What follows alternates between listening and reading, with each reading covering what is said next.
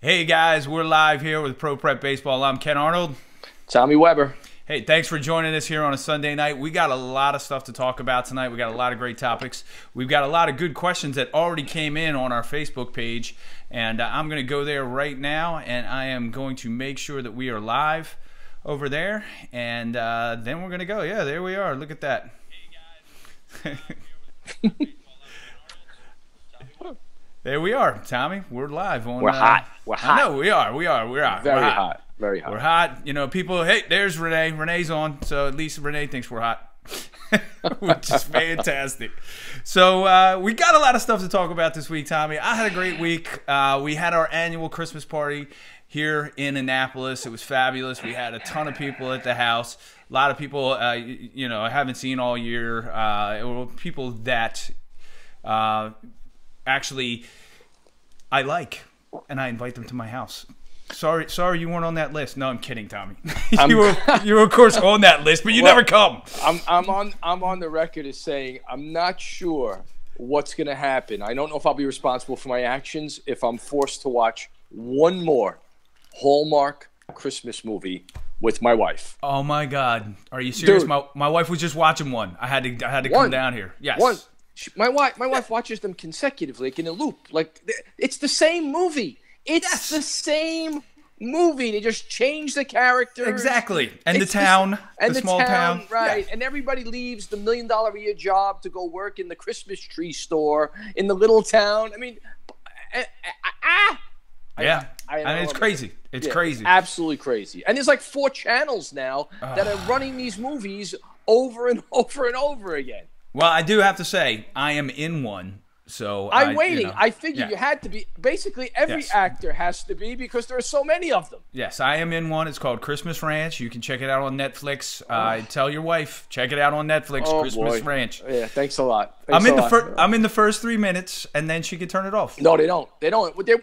My wife watches till the very end. I tell her what's going to happen. What? She can hear us. Oh boy. She's commenting. She's on.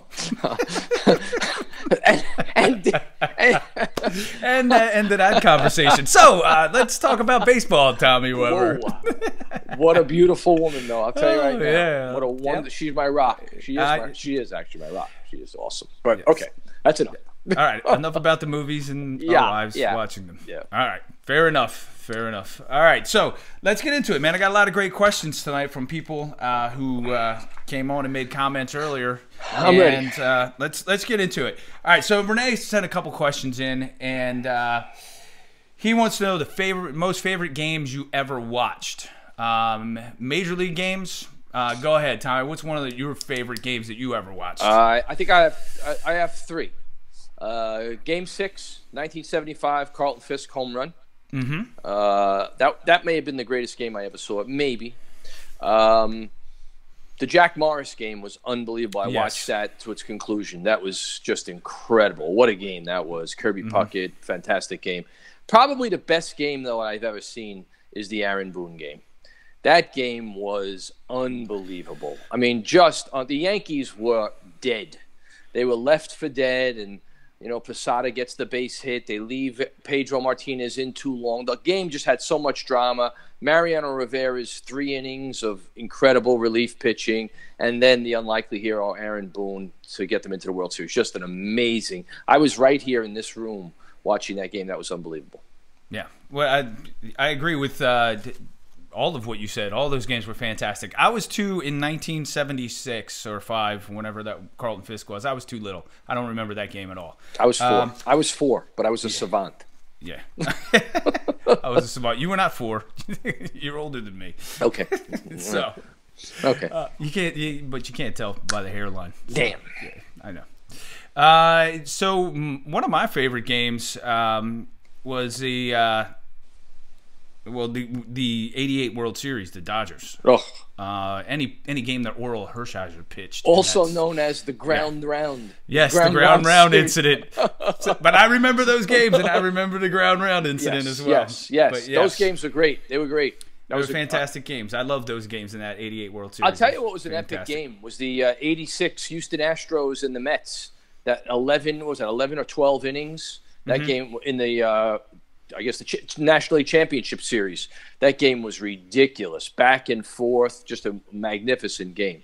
But I'll stick with mine. The Aaron Boone game just had so many implications. It was Red Sox, Yankees, to see who goes to the World Series. Red Sox hadn't won in 1,000 years, and for Boone to break their heart that night was really unbelievable. Also, the game where Leyritz hit the home run against the Braves. Yeah, that was game 3? Was that game 3? And it turned game 3 or 4. I think it was game 3 or 4. Yeah, I think it was 4, and it changed the momentum of that series. Yeah, I was drunk in a bar in Staten Island, but let's not go there. Let's not go there. She's listening. She might still be listening. Yeah. All right, so those are the games. Mets versus Braves after 9/11 was a great game. Brian O'Neill threw that out there. Jeter's last game, Renee threw that out, and he said Game 6, 75 World Series. That was unbelievable. What a game. Well. Wow. Yep. George Foster playing left field for the Reds. What a team the Reds had. Oh, my God. Red Sox, too. Great team. Fred Lynn, Jim Rice. Unbelievable. Great game. Yeah, and you mentioned it, the Jack Morris game. Oh, that was fantastic. That game never ended. It felt like that game went on forever. That guy was in the game. Oh, my God. What a pitching performance. Unbelievable. And the game prior to that got us to that game, right? The Kirby Puckett home run. Kirby Puckett home run. Yeah. That was running around the bases. Running around the bases. That was great. That was a great series. Yep. So here's the next question: the funniest moment experience in your baseball career. There's been a ton, but can you one that stands out, one you can remember off the top of your head? What was one of the funniest moments, experiences in your baseball career? Well, as a coach, I think the Lenny Hunter incident comes to mind, because Lenny was such a sweetheart. He's a great guy, and loved to play and went all out. One thing about Lenny Hunter, man, you knew what you were getting. You were getting everything he had, and that ball was. It was a foul ball, and it was never even close to being in play. But Lenny was going to leave no stone unturned, and he turned. And Tom O'Connor, who was about 300 pounds, was the umpire on the first base side and right down the line. And he never even looked. Like, he never even thought the ball – he knew the ball was out of play. And Lenny, full speed into Tom O'Connor and literally pancaked. He got pancaked by Tom O'Connor. And Tom never moved. Lenny, it was like hitting a brick wall, just fell straight back. And we were in the third base dugout, so we're looking right at it. And it was just one of the funniest things I could ever remember. It was just great. It's a funny moment. All right. Let me invite Andy Diorio here and see if he comes on. And then I'll tell you my story. All right. So I'm playing for the Cubs, minor leagues, in '93.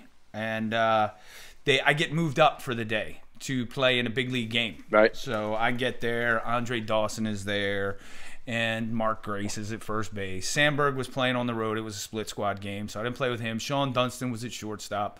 I was a shortstop, so I wasn't starting the game, but I eventually got into the game. But Andre Dawson goes up early in the game, because he's only going to play 4 innings or whatever, spring training. And this guy on the mound is blowing cheese. He's just throwing. And Andre goes up there, and Andre Dawson was the meanest, just pissed off looking guy you ever saw in your life. Like, the hawk. Don't talk to him. That was I was just scared when he walked by me. I was just like, okay, he didn't say much. It turns out he's a really cool guy. Yes, he is. Yeah, but I didn't know that. I'm up for the day. I'm keeping my mouth shut, stay out of everybody's way. He goes up and he turns on a fastball. And he hits this thing on a line out over left field at Hohokam Park in Arizona, right out there. And it left in the blink of an eye. And it must have gone 450 feet. It just gone, And he comes back to the dugout. And he just walks in and he sits down. And he just sits there. Somebody goes, "Hey, did you get that one, Andre?" He goes, "Nope. Got a little jammed." That's all he said. He got jammed. I said, "Are you serious, Andre? He crushed that thing 450 feet." I just looked out the dugout and was like, okay, whatever. Yeah, you got jammed. Get the hell out of here. He was kidding. But, no, I'm sure he was. I'm sure he was. Ridiculous. So that's a funny story I remember off the top of my head. Of course, there were other funny stories, like, when I tripped over my own shoelace and fell on my face. That was fun. We've all done that. Yeah, I'd done that. My cleat hooked into my spike, and I was done. All right. So moving on. Most memorable moment in youth baseball, Tommy Weber. You remember anything from youth baseball? Man. Youth baseball. Yeah. Well, Youth I'll tell you what I baseball. do remember. I do remember about youth baseball, which is the best thing you can remember, is I remember I used to love to catch. Mm-hmm. So I played on this really great team in Brooklyn, the Cadets. We had a great team. And I played Babe Ruth League baseball in Staten Island. I would catch at 9 o'clock in the morning and then go to Brooklyn and play shortstop in a doubleheader.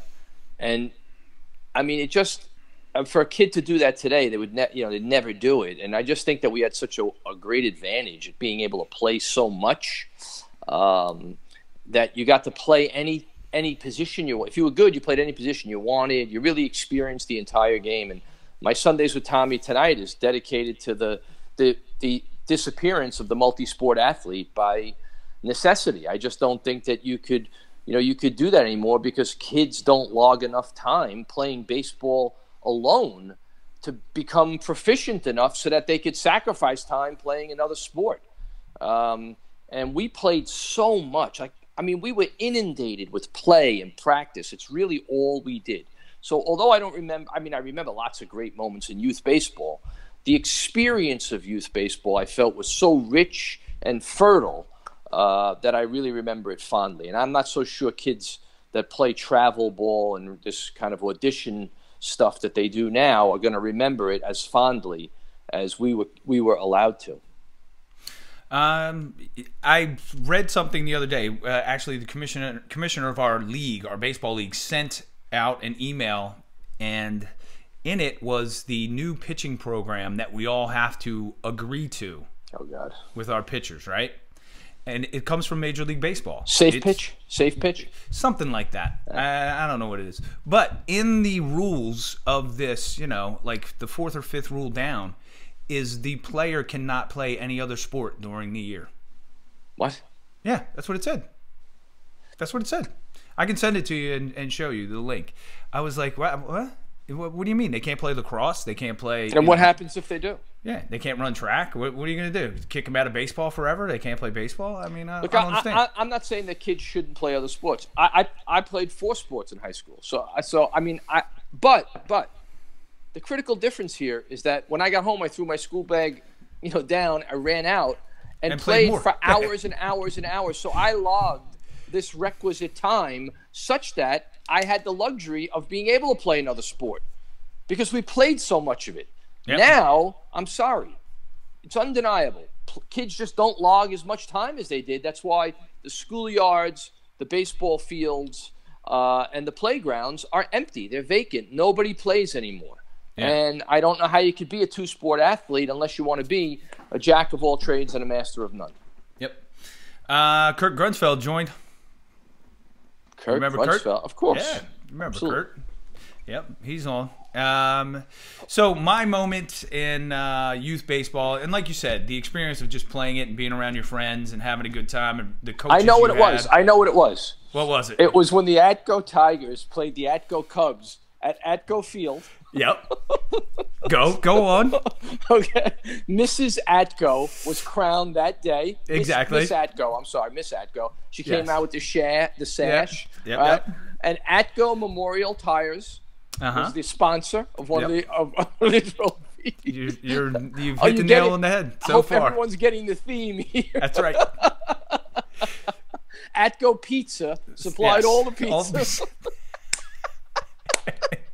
Yes, they did. Oh, God. So, that is hysterical. That's a 30-year-old joke, That's a 30-year-old bit that we've been doing. You realize that? That's great. That is so great. It's fantastic. I'm gonna write a movie script, and what it's gonna be called?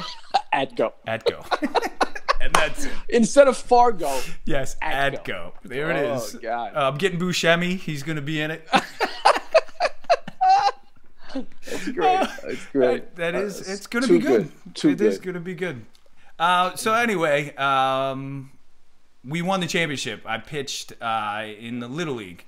We won our, ATCO championship for all the ATCO teams. Of course. I pitched, and I pitched a shutout, which was fantastic. So I went out. Because I was never a pitcher beyond that. I never pitched in high school. I never pitched in college. I never did it. So in Little League is when I pitched. That was it. So who's remembering going right to schoolyard and playing with 3 or 4 kids every day? Brian O'Neill. Brian O'Neill. Well, you ain't seeing that anymore. No. That just is something that doesn't happen. All right. You know, we could discuss the merits of it, you know, whether it's good or bad, but we can't discuss if it does or doesn't happen because it doesn't. Yeah, it doesn't. It doesn't happen. Well, fortunately for me, Brian, I in ATCO, my dad built a baseball field on our 4 acres right in our backyard. So I had my own baseball field. So every day, yeah, we were out there playing football or baseball or whatever it was. We're just, you know, running around doing something. We weren't in the house not working on something. Renee says there was no wood chipper in ATCO. Oh, Renee, you've never been. You've never been to ATCO. Exactly. ATCO actually, I believe, has the wood chipping museum. Yes, so it has all the old ancient wood chipper, Egyptian wood chippers, the evolution of the wood chipper. The wood chipper. Really a fascinating tour. You should take it. Yes. You should come to ATCO. I'll meet you there. Don't do it. We'll drive through town. Don't do it. All right. I hope nobody from ATCO is watching right now. So, oh well. If they are, I don't know. Anyway, okay. Next question is: name one player in Major League history, Weber, that you would like to meet, have a cup of coffee with, and why? In Major League history, can be anybody, live or dead. Who would it be? I gotta tell you, I think maybe Greg Maddux. I think Greg Maddux is a savant. I think Greg Maddux is an artist and a craftsman. I think Greg Maddux is brilliant, you know, intellectually, and I think that I think you'd learn an awful lot in a conversation, a cup of coffee with Greg Maddux. I've been around Greg Maddux twice. He is very intelligent. He is very funny. He has a great sense of humor. He would fit in well with us. Yeah, he really does. I got to do a commercial with him, and I also got to play with him when I was with the Cubs in a minor league game. He came down and pitched a few innings for us. I also think that the reason why I'd like to meet a guy like that is that he so flies in the face of the contemporary noise surrounding pitching. Like he's just, you know, I love the guys who everybody's going left and they go right. I love that, man. I think that's what we need. We need a lot more of that because these bullies and these screamers and yellers on Twitter are bullying people into believing that there's only one way to do something. And Maddux did it maybe as well as any pitcher in the history of the game, and he did nothing that's being advocated today. So I think I'd love to, you know, Maddux. I mean, there are a lot of guys I'd like to meet, but I think Maddux. Yeah. Or Nolan Ryan. Renee Miranda says Satchel Paige for him. He wanted to know more about the Negro Leagues and Satchel's fight to get to the majors. That would be an interesting guy to talk to. Yeah, I think the Negro Leagues are a fascinating study. I think part of the romance of the Negro Leagues has been somewhat exaggerated with respect to how good the players were. I think they were great showmen. I believe that the Negro Leagues was the 3rd largest black-owned business in America. So Jackie Robinson's entry into the major leagues ostensibly was the death knell for the 3rd largest black-owned business in America. I find it fascinating from that point of view, kind of that hot take point of view, to study about the Negro Leagues. Yeah. So my favorite player to meet all time would be Lou Gehrig. Oof. And just ask Lou, what's it like playing with him? Oof. Right? What is it really like? How do you really feel about the Babe? And you know what? He would probably be so polite that he would, you know, make the Babe out to be what Babe Ruth was, you know? Right. You know, make him out to be that legend, and that he was just there as his sidekick because he didn't really want the attention, I don't think. So, yeah, I don't know. I didn't live during that era. I just got to see, you know, the movie and the documentary stuff. And when you don't have a lot of information, you tend to hear the fairy tale version of real life. You know, I am sure that things were quite different from what the history books tell us with respect to the small amount of information we have regarding the relationship of Babe Ruth and Lou Gehrig. Yeah. Yeah, it would be interesting to be a fly on the wall in that clubhouse. Oh my God. Yeah, just to see how they interacted and traveling by train. Yeah. Yeah, be on the train with them, riding, you know. You think Lou ever said, "Yo, babe, shut up." You know? I probably did. He probably did it. I'll bet you. I'll bet you it happened. Probably did. Cuz being around 26 guys for that amount of time, in the minor leagues, two strong personalities. Yeah, you're riding on buses, right. Got to get on each other's nerves. Yep. I mean, I'm an easygoing guy. I get along with almost everybody, right? But there were times when guys where I was just like, "Yo, come on, man. Right. That's enough." And in those days, guys weren't taking care of themselves. A lot of drinking and carousing and smoking, and just it was a very different time. So I'm sure that they had their moments. All right, moving on. So here's another great question: could the Babe play in today's modern game, Babe Ruth? There's a wonderful. I had a great Twitter exchange with David Epstein. I don't know if you know David Epstein's a writer. Mm-hmm. He did the TED Talk that is mandatory for all my undergraduates. And Jason Cancel and I were talking about it, and David Epstein, the guy who's on the TED Talk, joined in, and we had a really cool conversation with him. And the wonderful thing about Epstein's TED Talk is it sort of dispels the myth that athletes are bigger, faster, stronger, and better than they were. He uses the Jesse Owens example. He says, how many of you think Jesse Owens could beat Usain Bolt?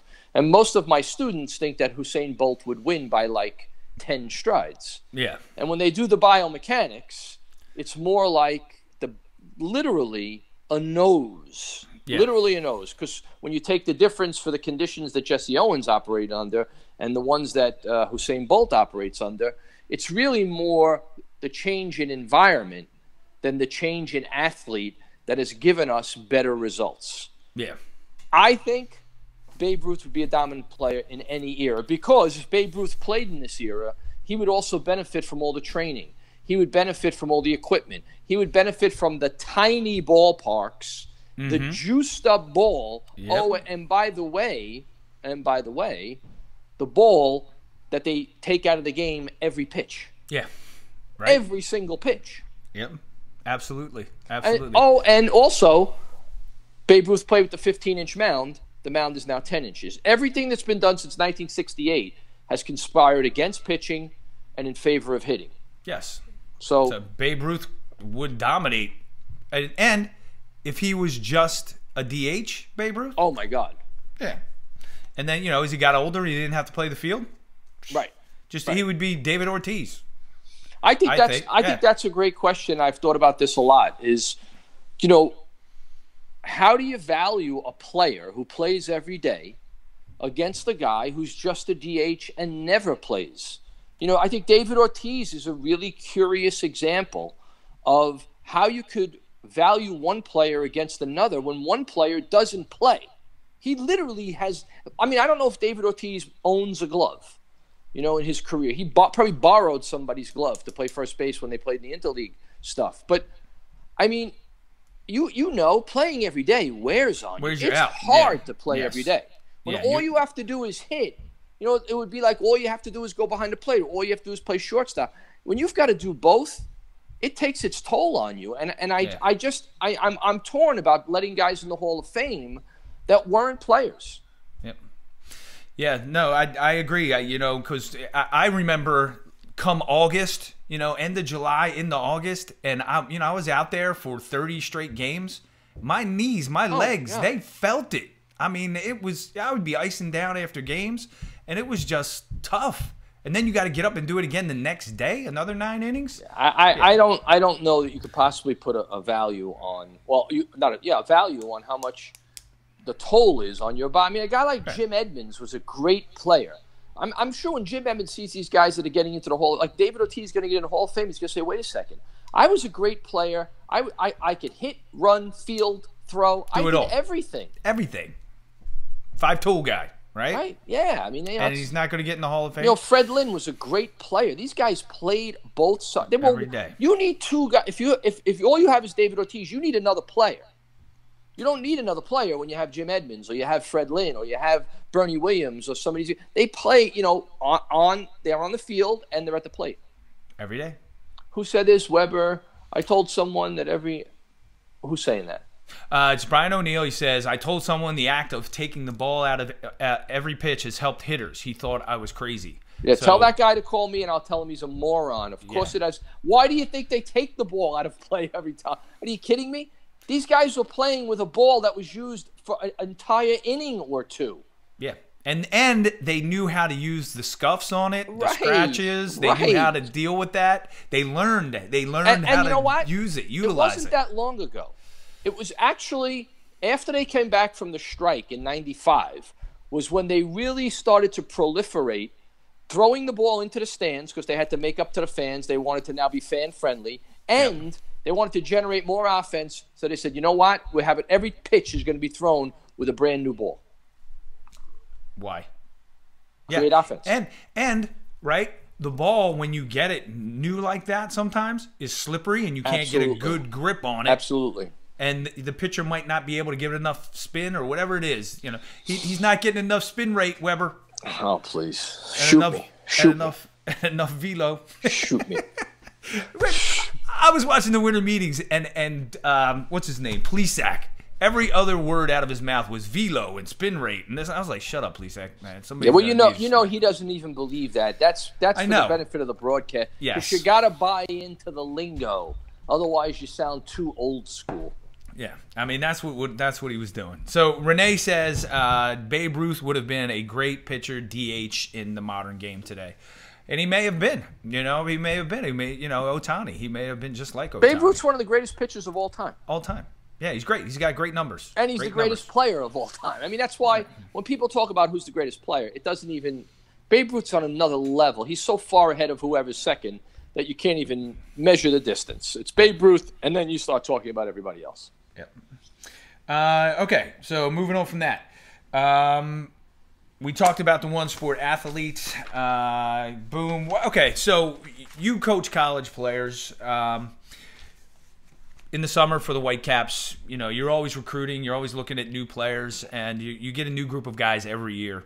So when those guys show up, what are 3 key attributes or factors that you look for in a player coming out of college to come play for you guys? What are you looking for? And genetics is not an answer. Genetics is great. You mean before I get the guy, like what I would like the guy to be? Mm-hmm. Yeah, what are you looking for in a player? What's when the guy shows up and you're just like, all right.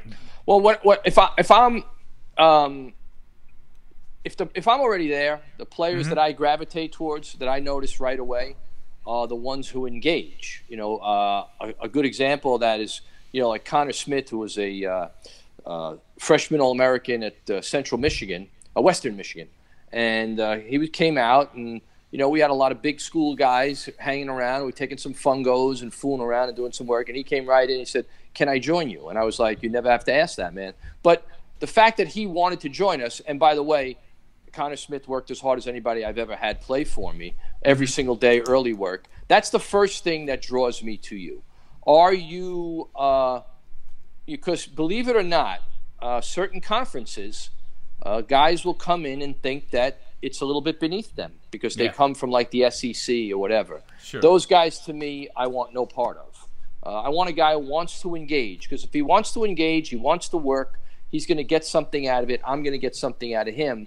That's the first and foremost thing that I look for in a player. As far as skills are concerned, I want a guy who can defend.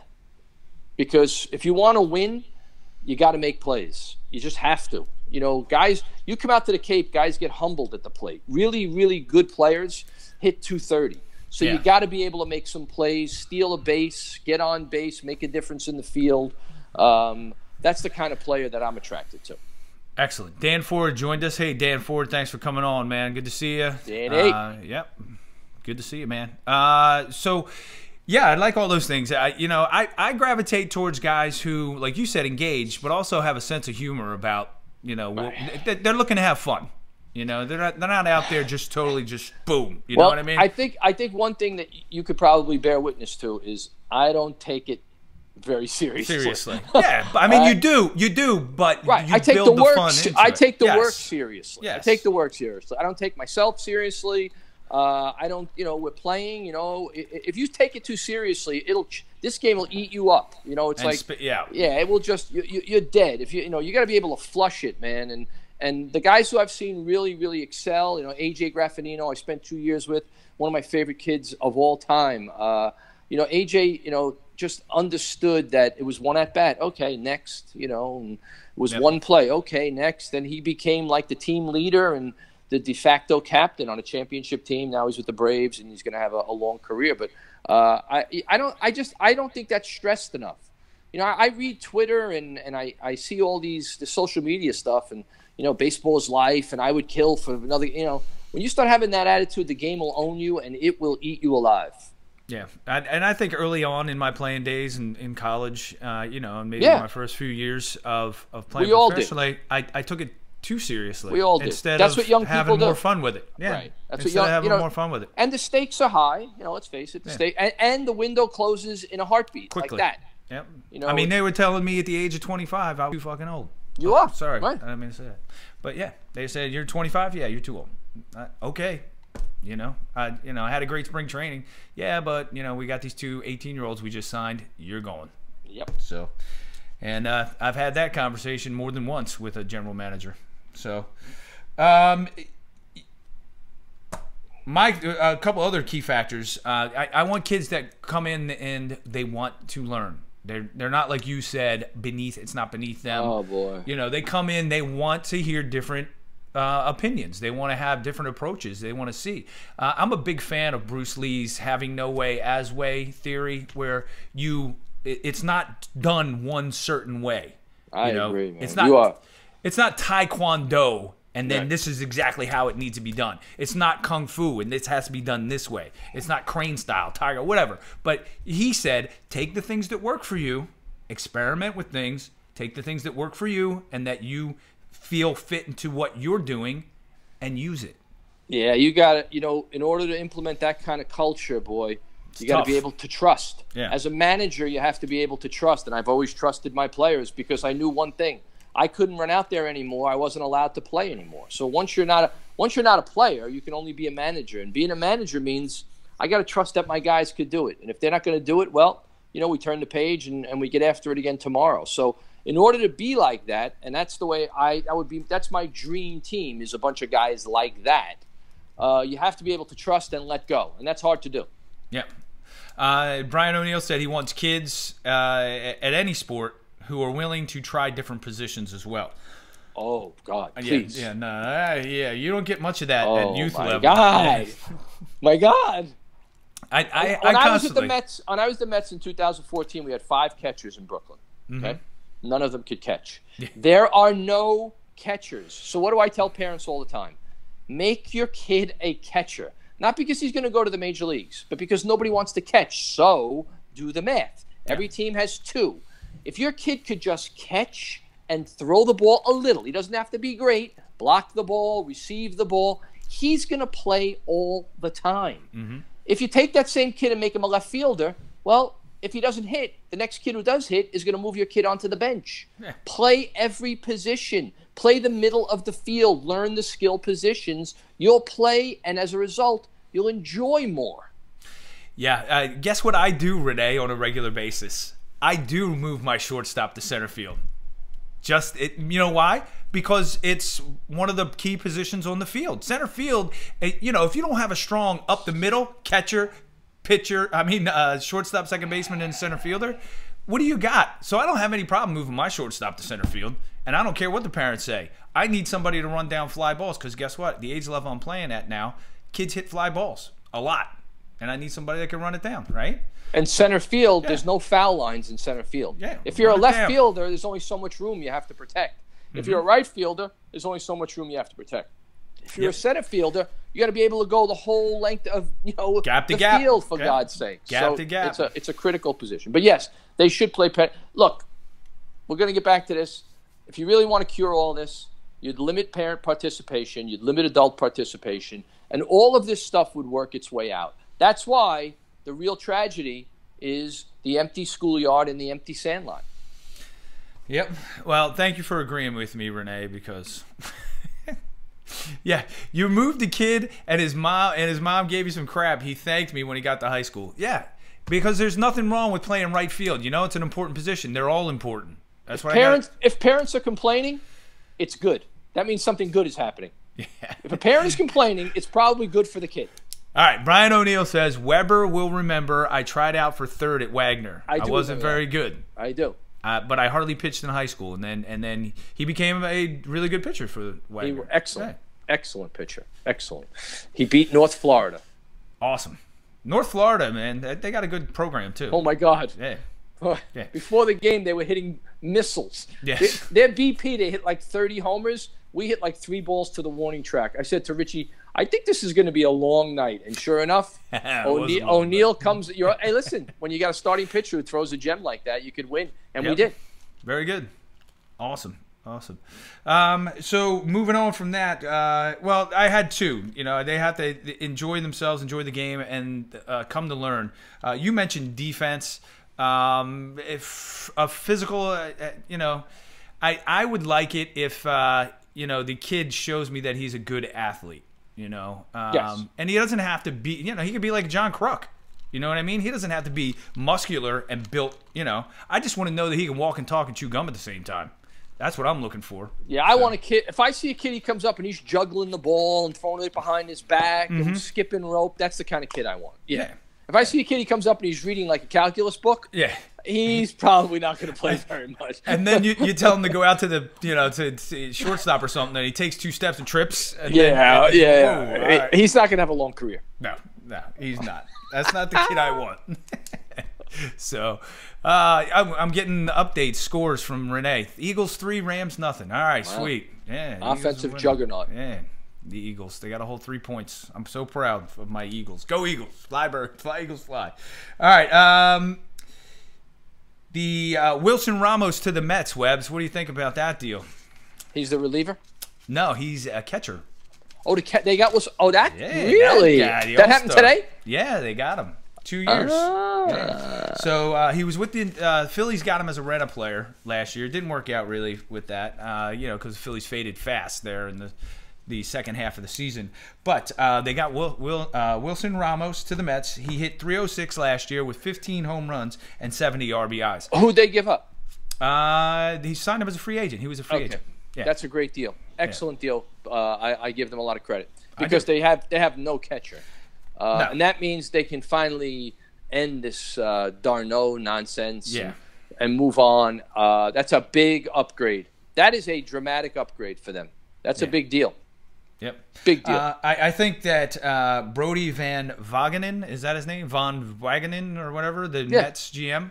Yeah. I think he's doing a decent job. He's building a team of veteran players, and if he just pulls the trigger on one big deal, I think the Mets might jump up a notch or two and have that and be competitive for at least the wild card in that division. I wouldn't sleep on the Mets for one reason.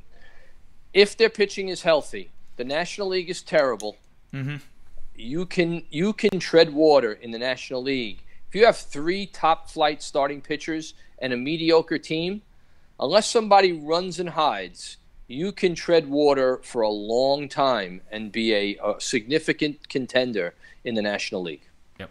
I feel like, you look at the major leagues right now and how it's built. You know, I don't think anybody can compete with the Red Sox, the Indians, the Astros. No. From the National League, not at all. Or the Yankees. Yeah, or the Yankees.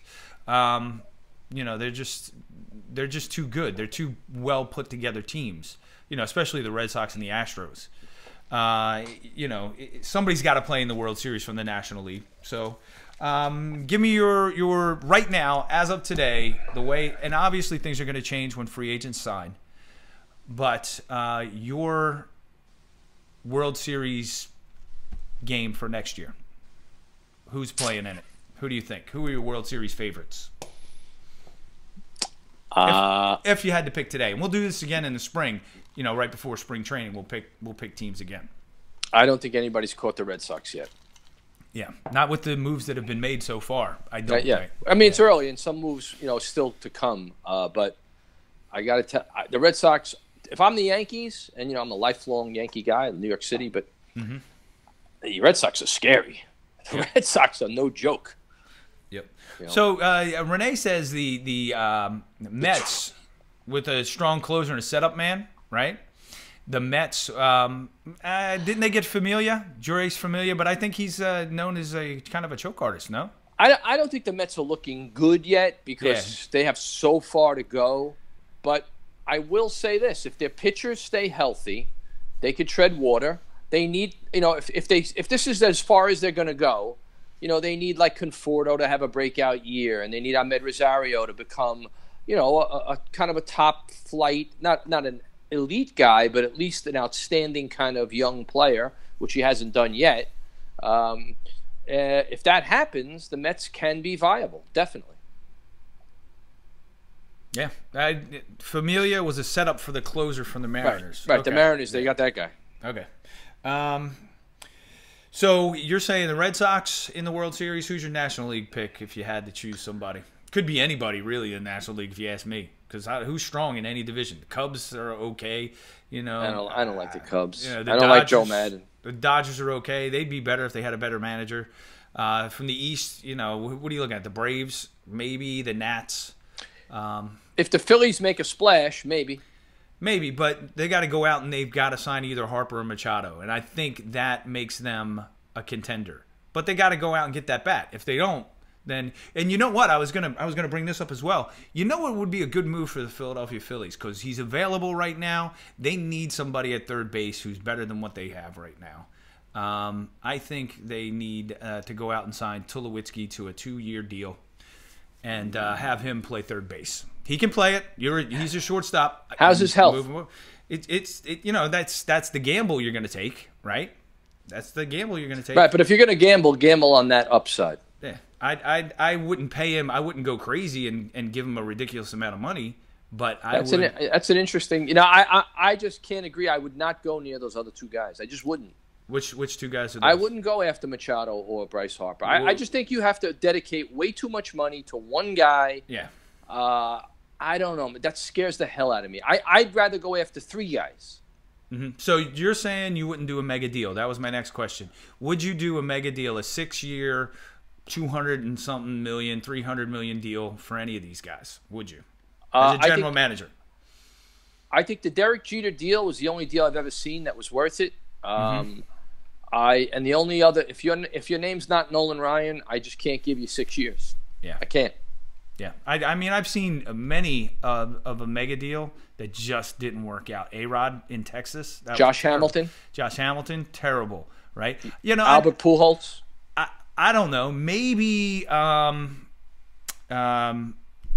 Trout in L.A. Angel. They signed him for 10 years, didn't they? But you don't know how that's going to work out. He's done well so far in that deal, but is that going to last? Is he going to stay healthy?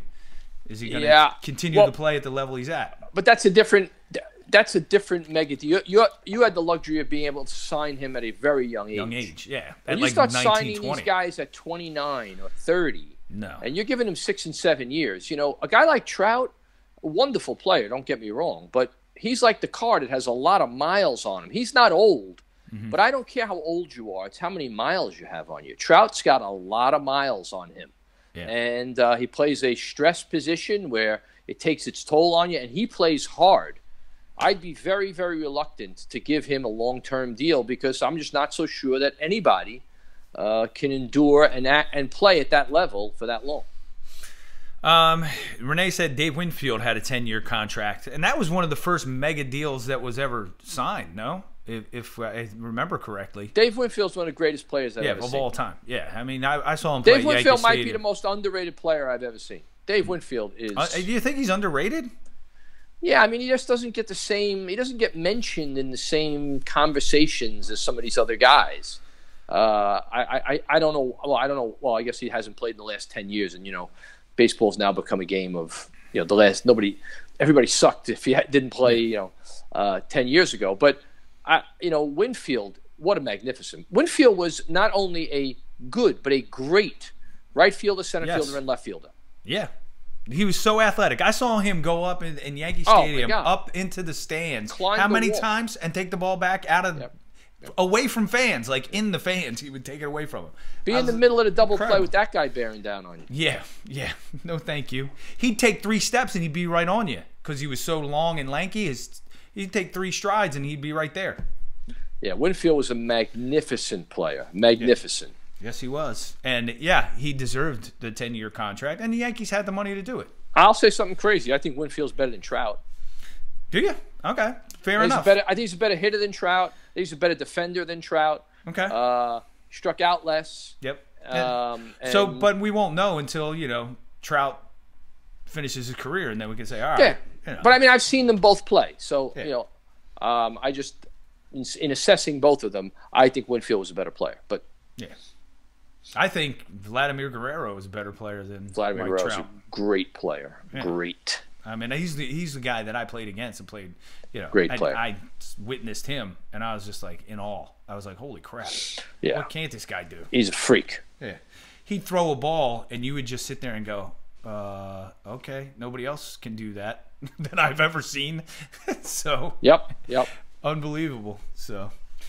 Brian O'Neill says Renee said, I agree with Webb's hit for average power and strong defense. That he's talking about Winfield. Brian O'Neill said guys like him change a game because you would even think of running on. You wouldn't even think of running on him. No, you wouldn't. And Dan Searles joined in and said he wouldn't sign Harper unless it's a way shorter length. $25 million a year for 6 tops. That you trap your team. Pretty much, you do trap your team.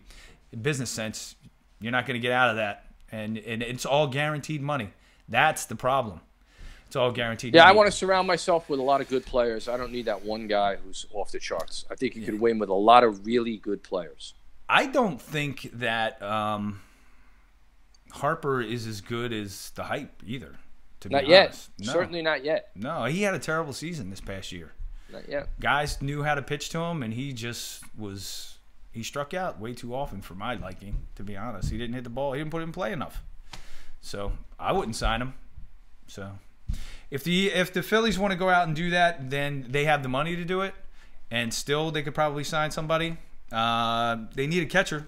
I will say that now that Ramos is gone, and Yasmani Grandal is probably the best free agent that's still out there as a catcher. I think he looked horrendous in the World Series. Horrendous. Yeah, he can hit, as far as I know. I don't think he's a good defender at all. Yeesh. Yeah, he's like Sanchez for the Yankees. Yeah.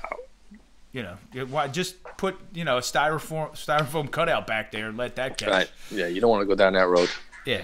So anyway, we're getting towards 9 o'clock here. It's 8:50, man. Anything else you wanna talk about? The winter meetings are now over. I think everybody they wrapped it up today out there. They didn't ban the shift, Tommy. There was no banning of the shift, so that's a good thing. Everybody keep their fingers crossed. I'm talking to the Yankees about position coaching with them, so keep your fingers crossed. Everybody say novena for Tommy. All right, we're all going to say prayers for Tommy and hope the Christmas elves bring him. That would be nice. That would be cool. That would really be cool. fantastic. So, Aaron Okola just jumped on. Wow. What's up? Yeah, he just came on. Good Baseball. golfer. Yep, let's see what he says. Baseball needs to make some changes. 5 years should be a max guarantee. These 7 to 10 year deals are absurd. Pujols will be in a wheelchair, which is true. Absolutely true. Well, that sounds great, but you do have the Players Association and the union, and that's if the owners are ever going to do anything about guaranteed contracts in baseball, then they better be ready for a war. They better have a war chest of money ready to ostensibly either lock the players out or have a strike for at least a season. That would do it. That's what it's going to take because, again, ranked by Forbes, the strongest union in the world is the Major League Baseball Players Union. And he's right. It's not the amount of money they make. It's the guarantee. That's why football has the best system, most analogous to the free market. As long as you're good, I'll pay you. And if not, I'm not paying you anymore, and anybody else could pay you. Be my guest, but I'm not paying you. Yes, which would be great.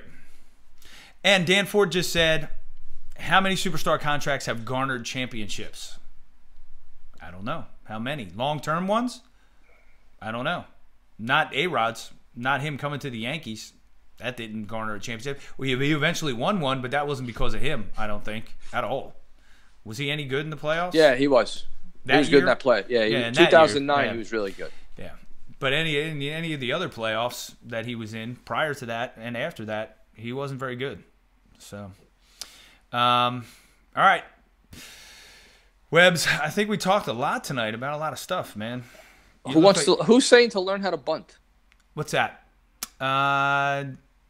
To answer Danny, one that I can think of, A-Rod carries the Yanks in 09. Yeah, we just said that. Yeah, so, yeah, I agree. Yeah, they beat the Phillies. So, he did, but it's a lot of money to pay for a guy to come through. For 1 year. You know, it's very hard. Look, I think there's a consensus. It's hard to rationalize these ridiculous. The Cano deal was obscene. That was Seattle threw that money out the window. And did it get them anything? No. Got them nothing. Got them nothing. Those kinds of deals, and I think whoever casts their lot with Trout and Bryce Harper runs the same risk. Look, if it's a pitcher, you talk about Clayton Kershaw in his prime, maybe, because you know that a pitcher is going to get run out to the mound. He's going to throw 250 in. He's going to win. You know, there's a quantifiable value to what he does. There just isn't as much with a player. Yeah.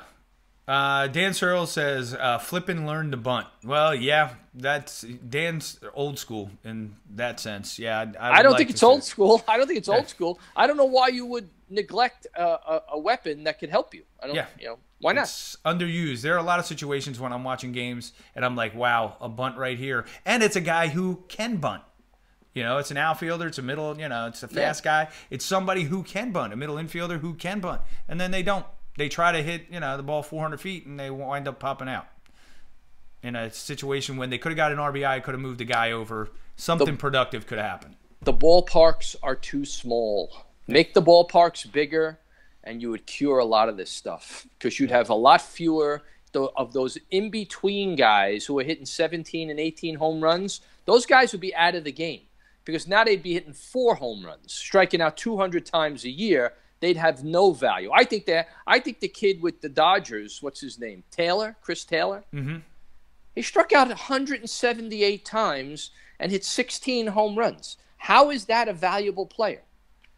I don't think he is. If you had the old ballparks that were much bigger, he's going to hit 8 home runs and strike out 200 times. He'd be in the minor leagues. And how many home runs did he have? 16. And he drove in 40 runs. Right. I don't know. And they love this guy. I'm like, he swings so hard, it looks like he's going to cripple himself. Yeah. Absolutely ridiculous. Yeah. Brian, they talk about guys as great hitters who strike out 150 plus times a year. Tony Gwynn struck out 434 times in his entire career. Come on, it's a joke. That's a great hit. I love and MLB should be ashamed of themselves when they have actual guys on there who say, "What's the difference how you make out?" Really? What's the difference how you make out? Okay. Because you can move a guy over. You got to put pressure on the defense to actually make a play. They throw it away. Things are happening. And the more times you hit the ball, the more likely it is you're going to get a hit. Yeah. What are you talking about? Yeah. So, oh well. Man. So. Oh, Chris Gresham came on. He says, looking good, fellas. He agrees about the bunting. The same can be said about getting a guy over or putting the ball in play, right? To get the easy RBI. Law starts. Absolutely, Chris. Absolutely. That's because players are no longer groomed to play to win. Mm-hmm. They are now groomed to audition. It's a big difference. It's a huge difference. Huge difference. Showcase. And, even when I do the winter baseball camps, right? You're supposed to be able to teach the kids. No, they don't do that anymore. You know what they do? They say, let them throw the ball, let them field the ball, let them run, and that's it. I don't get any opportunity to teach anything anymore. That's why I don't do it. So Grisham was a catcher. Yes. I mean, I'm just going to go out on a limb here. Mm-hmm. Is it really difficult to figure out who the guy is that has the best pop time? He's probably the guy who's throwing the most runners out. And if you're the guy that's throwing the most runners out, I don't care what your pop time is. It's insignificant to me. You're the best guy for the job. I'm going to be able to see that. Mm-hmm. I agree with you. So, Boom. And again, you don't know until you see the guy in an actual game situation, right? Right. That's it. That's where you make that It's like testing how hard a guy hits the ball when you're underhanding it to him in the cage. I would hit it hard too when you're underhanding it to me in the cage, right? Yeah. I mean, really? Yeah. Let's see. Brian O'Neill jumps on. He said, well, first Renee said Munson was a 300 hitter, about 20 home runs and over 100 RBIs a year as a catcher. Yeah, it's because it was 436 feet in left center field at Yankee Stadium. Yeah, and then Brian O'Neill said, look at Mattingly. He never even came close to the strikeout numbers, but he'd hit 25 plus and have 100 RBIs every season. Right. So that's the kind of hitter. That's going away. Those guys are disappearing. You keep seeing more and more every year guys that strike out 150 to 200 times a season. And like a Kyle Schwarber for the Cubs, he sucks. Terrible. He's horrible. And yet he's in the big leagues playing. He's horrible. All that guy the time. needs to have straw in his hat because he's going to get hit in the head with the ball. Yeah. He actually cannot catch the ball in the eye. He's a dreadful player. He's terrible, right? You guys like him, they just keep showing up. You know, what's his name? Chris Davis for the Orioles. As soon as he came over, I was like, he's terrible. Oh, my God. Does he hit some bombs? Yeah, but he strikes out 200 times a year. They paid him a king's ransom. How do you – oh, my God. There's a mega deal for somebody that should have never got – And Trumbo, too. Trumbo's another guy. They doubled down. Mm-hmm. Yep. That's terrible. Dave Kingman would be a star today. Absolutely. He would be a star today. Jack Clark. Guy like Jack Clark. So, and I think Jack Clark actually put the ball in play more. Yeah. Yeah, he wasn't that big of a striker. Kingman was the poster child for striking out, feast or famine, and he wasn't as bad. He wasn't as bad as some of these middle infielders who strike out a ton of times. Yeah. So, Aaron Okola jumps in and says, you also didn't have every single reliever in the pen throwing 95 10 to 20 years ago. I don't know about that. I don't know about that either because... I think bullpens are overrated. I think most bullpens stink. If you can hit one guy throwing 95, you can hit the other one throwing 95. You can catch up. You can catch up. Guys can hit fastballs, man. It's when they get that slider it's gotta going. Go there, left and right, cut and run and all that stuff. They get that slider moving and they get that change Here's up what you working. find out in the playoffs. Teams have terrible bullpens because what happens when the chips are down? They send their starters out to the bullpen. Mm-hmm. The false positive you get with bullpens in the major leagues is because there's a lot of bad teams. So your bullpen could look great against the crappy 20 teams that are in the league, but when you get into the playoffs, all of a sudden bullpens get exposed, even though guys do throw hard. Mm-hmm. Okay, the Dodgers bullpen was terrible in the playoffs. Oh my God! Please. Jansen was awful. I don't care. The guy throws 97, but he was terrible, and he's not clutch. He's not coming in. He's not Lee Smith. He's not coming in, and that's it. You ain't getting a hit. He's not. And all of a sudden, Evaldi, David Price, they're running those guys out to the bullpen to come in relief. Yeah. If you had such great bullpens, they wouldn't be doing that. Mm-mm. Nope.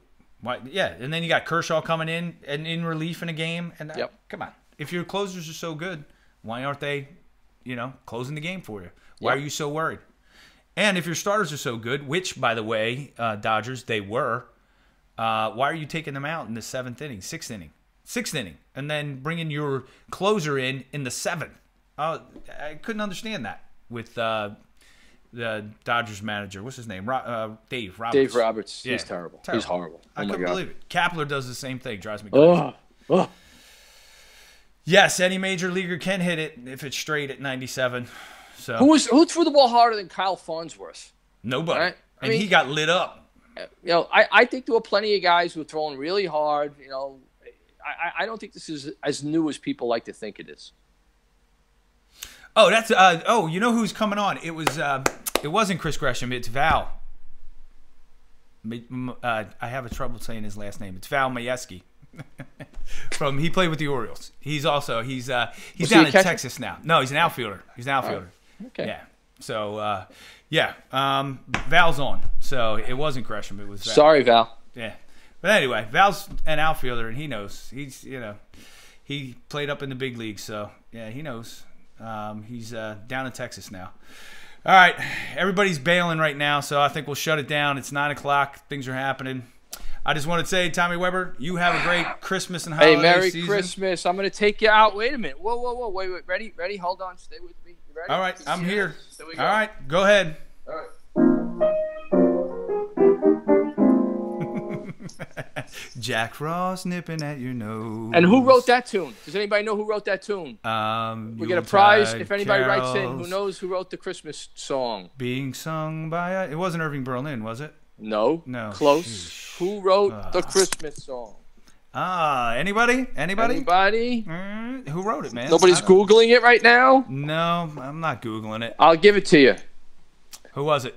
Mel Torme, The Velvet Fog. Yes. Night Court. The Velvet Fog. Yes. Thank you, guys. Everybody's throwing Merry Christmases up here.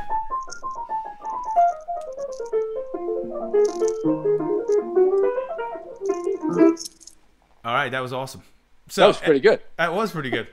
Anyway, guys, we will see you again in the new year. We'll be back after the 1st, and we'll have a lot of great things to talk about because guess what? After the 1st, it's only 2 months until Pitchers and Catchers report. That's right. So, looking forward to it. Tommy, thank you as always. Everybody who came on tonight, thank you as always. Merry Christmas. Happy Merry New Christmas, Year. man. Be well. Happy holidays. Safe. And I will see you soon, man. Enjoy. Love you, man. I love you too. See ya. Peace.